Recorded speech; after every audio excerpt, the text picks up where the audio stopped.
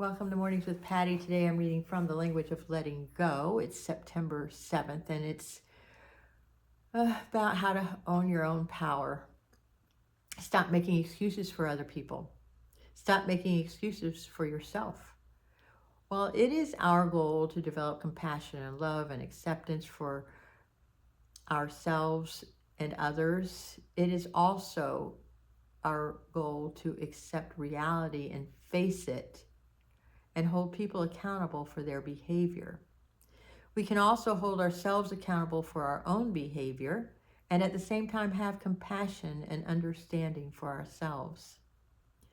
When we claim powerlessness, we are not claiming irresponsibility. See, we have no power to control others. That's what powerlessness means, that we cannot control other people, places, and things. We can't control what people do, what they say, what they might do. And what we're doing is we're stating that we are willing to end an ineffective life based on our willpower and our control. And we're beginning a spiritual, mental, and emotional journey in which we take responsibility for ourselves. And we are not victims. We are not helpless. Accepting that we have no power over people, places, and things, it enables us to begin owning our true power to take care of ourselves.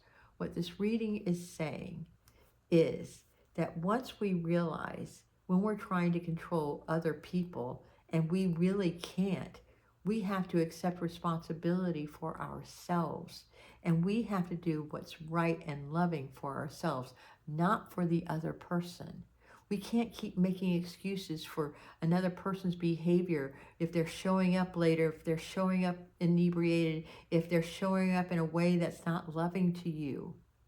What it's saying is, I realize I can't control them. I can only control this and what I want and what is loving to me. So, for example, if somebody shows up late consistently and I can let it drive me crazy and I can yell at that person and say, da da da, and I blame you for me being late when this is a pattern of yours, I have the responsibility to say, you know, this doesn't work for me. And the next time you show up late, if you don't show up on time, I will be doing such and such. And let the consequences fall where they may. And here is the thing. This is a really hard thing to do in every aspect of your life if you are not one who has not only boundaries, but firm boundaries. And what I mean by firm boundaries is another word or another phrase for tough love. That means I am not going to continue doing this because it isn't loving to me, nor typically it isn't loving to you. I spent years in an abusive relationship where I allowed somebody to beat me up emotionally all the time. And when I did that, I allowed it to happen because I was so afraid of losing this person. And maybe it was something I needed to lose. This is a practice. Setting boundaries, firm boundaries, when you realize that you cannot control somebody. Don't allow yourself become a victim because they did something. You have to say, I'm not willing to do this anymore. And what that means is there's going to be some kind of loss.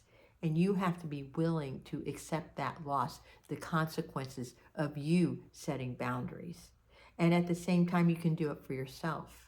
In other words, what do you do that encroaches on somebody's boundaries that you may have to step back from because it's no longer loving to you or to them? If this makes sense to you or you have a question, put a comment below in the YouTube channel below that we're on, and you can either like, subscribe, and maybe share this with somebody who may benefit. I love you.